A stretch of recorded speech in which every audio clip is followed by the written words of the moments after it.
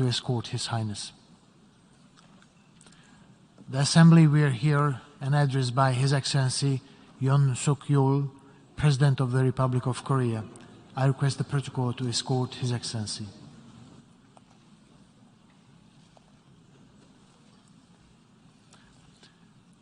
On behalf of the General Assembly, I have the honor to welcome His Excellency Yoon Suk Yeol, President of the Republic of Korea, and to invite him to address the Assembly.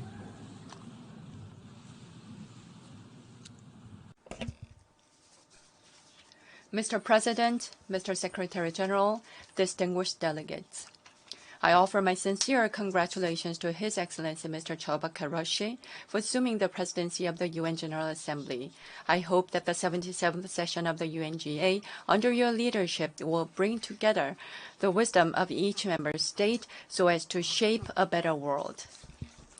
I also express my deepest respect to Mr. Secretary General Antonio Guterres for his tireless devotion as he embarks upon his second term.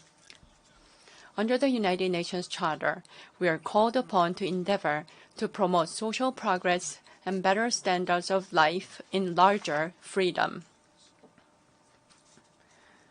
and to unite our strength to maintain international peace and security. When freedom of any individual in a nation comes under threat, members of the community must join hands to remove the threat and defend freedom. Likewise, when freedom of any citizen or nation in the global community is in peril, it is the community of nations that must stand together in solidarity to defend that freedom. Our modern history testifies to the process of our solidarity and unity in safeguarding freedom and pushing our civilization forward. Today, plagued by the attempts to alter the status quo by force, nuclear and other weapons of mass destruction, and systemic violations of human rights, the global community is yet again witnessing freedom and peace of its citizens put in jeopardy.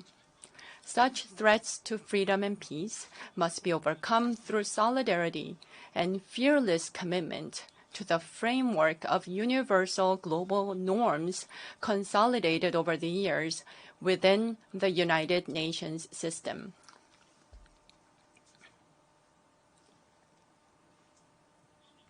The theme of the UNGA session this year, the watershed moment, encapsulates the gravity of the global crisis confronting us, which underscores the solemn role of the United Nations.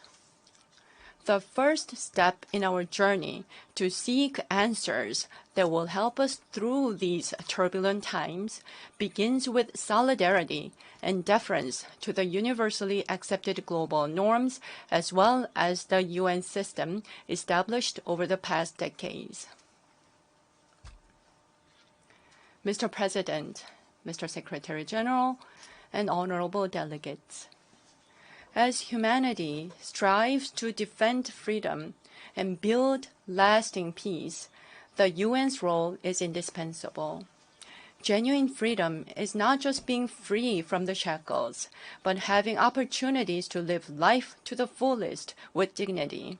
Genuine peace is not an absence of war, but removing conflict and enmity that hold back shared progress of humanity, and building the foundation for greater prosperity of humanity.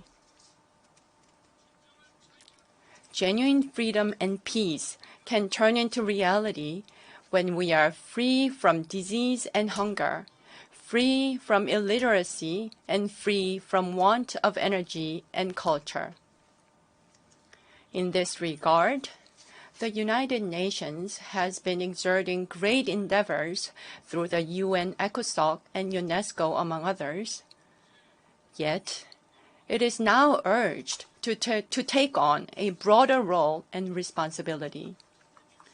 To tackle the challenges brought on by the pandemic, the UN must play a central role in bringing the community of nations together to decisively step up their support for countries with limited fiscal space and technical expertise.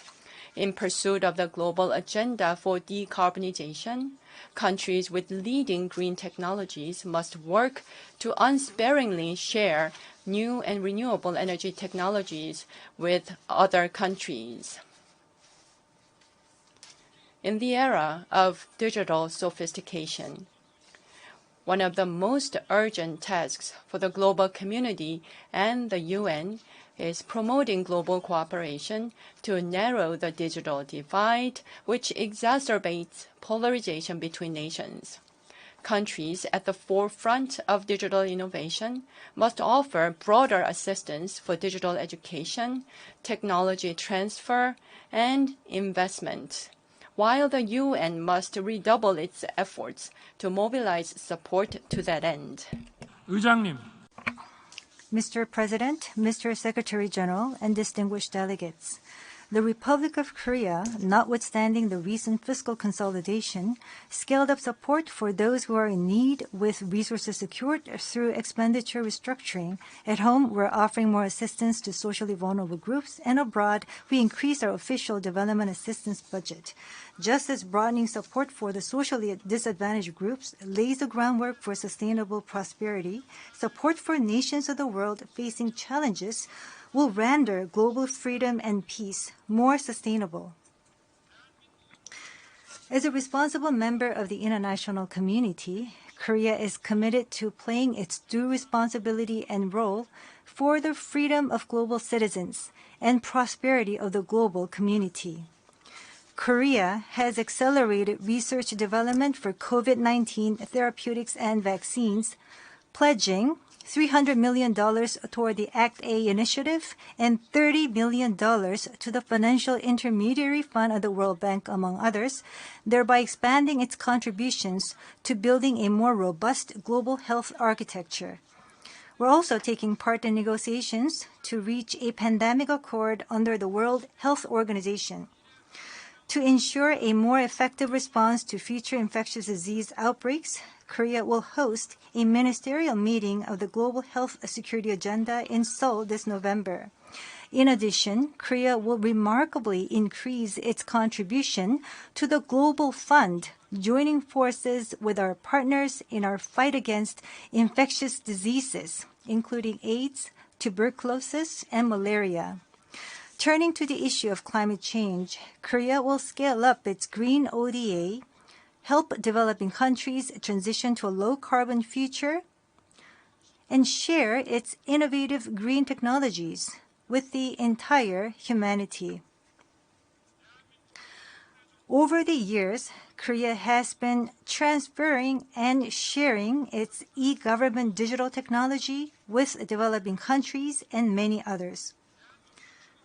The Korean government is pushing forward with its plan to transform itself into a digital platform government. It is an ambitious initiative to remarkably upgrade our democracy, public service, and welfare through digital technology. We will continue to more widely share our advanced digital technology and data and spare no effort in providing support and in investing in education. Mr. President, Mr. Secretary General, distinguished delegates, as we seek answers to the global crisis we're faced with, the viability of the UN system and the universal global norms architecture is now under test. The crisis confronting us will only be resolved when we stand firmly in solidarity to share the universal value of freedom and work together to uphold and spread our freedom. In this vein, we must more firmly support the system of the UN anchored in a spirit of freedom and solidarity, as well as the normative frameworks that have thus been universally recognized in the international community. Any attempt to turn away from the UN system and universal norms will divide the global community into blocks, further compounding the crisis and turmoil. We must more rigorously identify the nature and the roots of the problems that lie before us. The international community must vigorously endeavor to share responsibility and join whenever necessary forces to resolve the challenges we face. Once again, I call upon global citizens and leaders of the world for their resolute and enduring support for the UN system and universal global norms as we seek answers in this watershed moment. Mr. President, Mr. Secretary General, distinguished delegates, the very first mission of the United Nations after its founding was to approve the Republic of Korea as the sole legitimate government on the Korean Peninsula and to defend the freedom of my country by sending over UN forces during the Korean War. Thanks to such efforts by the United Nations, Korea was able to become what it is today. As such, the Republic of Korea will protect and expand the freedom of global citizens. And together with the United Nations, we will fulfill our responsibilities to promote peace and prosperity around the world. Thank you. On behalf of the Assembly, I wish to thank the President of the Republic of Korea for the statement just made, and I request the protocol to escort His Excellencies.